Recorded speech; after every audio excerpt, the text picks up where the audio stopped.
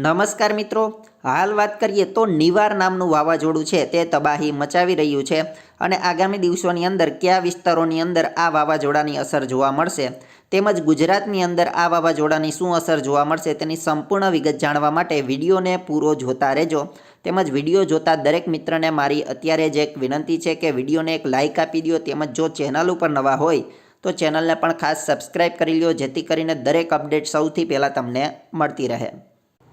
દક્ષિણ ભારતના તમિલનાડુ, પોંડિચેરી અને ચેન્નઈના કેટલાક વિસ્તારોમાં આજ સાંજ સુધીમાં નિવાર નામનું વાવાઝોડું છે તે ત્રાટકવાની હવામાન વિભાગ દ્વારા આગાહી કરવામાં આવી છે, જેનાથી કિનારાના વિસ્તારોમાં 100 કિલોમીટરથી લઈ અને 110 કિલોમીટર પ્રતિ કલાકની ઝડપે પવન ફૂંકાવાની સાથે સાથે 14 મીટર જેટલા ઊંચા મોજા પણ ઉછળવાની હવામાન વિભાગ દ્વારા આગાહી કરવામાં આવી છે.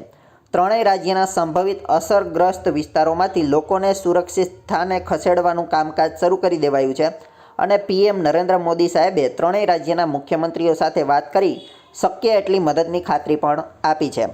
સુરક્ષાના ભાગરૂપે વિવિધ વિસ્તારોમાં એનડીઆરએફની ટીમો પણ તૈનાત કરી દેવામાં આવી છે અને પરિસ્થિતિને જોતા વિશાખાપટ્ટનમમાં 3 ડોનિયર વિમાન તૈનાત રખાયા છે. આ ઉપરાંત દક્ષિણ ભારત રેલવેની 12 જેટલી ટ્રેનો પણ હાલ પૂરતી રદ કરી દેવામાં આવી છે અને માછીમારોને દરિયો ન ખેડવા પણ સરકાર દ્વારા સૂચના આપવામાં આવી છે.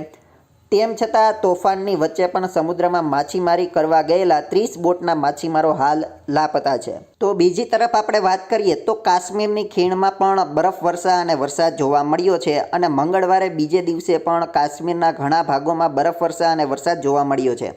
હવામાન વિભાગે કહ્યું છે કે વરસાદ અને બરફવર્ષા ચાલુ રહેવાની સંભાવના છે અને હવામાન વિભાગે જણાવ્યું છે કે છેલ્લા 36 કલાકમાં ખીણની ઊંચાઈવાળા વિસ્તારોમાં મધ્યમથી ભારે બરફવર્ષા અને મેદાનોમાં હળવી બરફવર્ષા થઈ છે અને વરસાદ પણ પડ્યો છે. હવામાન વિભાગે કહ્યું છે કે બુધવારે ઘણી જગ્યાએ બરફ અને વરસાદ ચાલુ રહેવાની સંભાવના છે અને વિભાગના એક અધિકારીએ જણાવ્યું છે કે ઉત્તર કાશ્મીરના ગુલમર્ગમાં રાત્રે 7 ઇંચ તાજી બરફ નોંધાઈ હતી, જ્યારે પહેલગામમાં 6 ઇંચ બરફ નોંધાયો હતો. તેમણે કહ્યું કે અન્ય ઊંચાઈવાળા વિસ્તારોમાં હિમવર્ષાના સમાચાર છે અને તેમાં સોનમર્ગ, જોજિલાનો મધ્યપ્રદેશ સામેલ છે, જે શ્રીનગર લેહ માર્ગ પર સ્થિત છે અને ખીણને લદ્દાખ સાથે જોડે છે.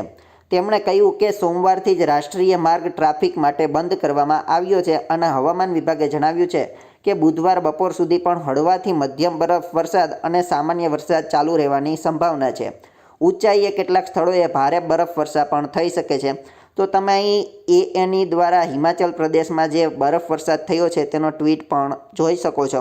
તો બીજી તરફ વાત કરીએ તો ન્યૂનતમ તાપમાનમાં પણ છે તે વધારો થયો છે, એટલે કે દિવસે ને દિવસે છે તે શરદી એટલે કે શિયાળામાં પણ વધારો થતો જોવા મળી રહ્યો છે.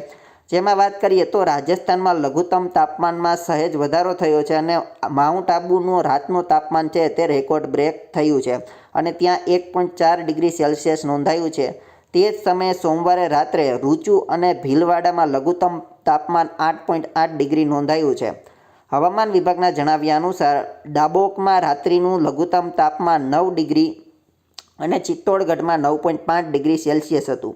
અન્ય જિલ્લાઓમાં અને તે સિવાય વાત કરીએ તો 10 ડિગ્રી સેલ્સિયસથી લઈ અને 14.7 ડિગ્રી સેલ્સિયસની વચ્ચે છે તે અન્ય જિલ્લાઓમાં પણ તાપમાન નોંધાયું છે. હવામાન વિભાગ દ્વારા આગામી 24 કલાકમાં રાજ્યના અનેક જિલ્લાઓમાં વાદળછાયું વાતાવરણ અથવા તો હળવાથી મધ્યમ વરસાદની આગાહી છે અને આ ઉપર જે ઉત્તર ભારતની અંદર જે હિમવર્ષા થઈ છે, ખાસ કરીને જમ્મુ કાશ્મીર, લેહ, લદ્દાખના ભાગોને લીધે તેને ક્યાંય ને ક્યાંય ગુજરાતમાં પણ અસર જોવા મળશે અને આગામી દિવસોની અંદર છે તે ગુજરાતની અંદર તાપમાનનો પારો હજુ પણ નીચે જાય તેવી હાલ સંભાવના છે. દેશ અને દુનિયા સહિત ગુજરાતમાં પણ કોરોનાએ જ્યારે ફરી માથું ઉચક્યું છે ત્યારે અમે મંતવ્ય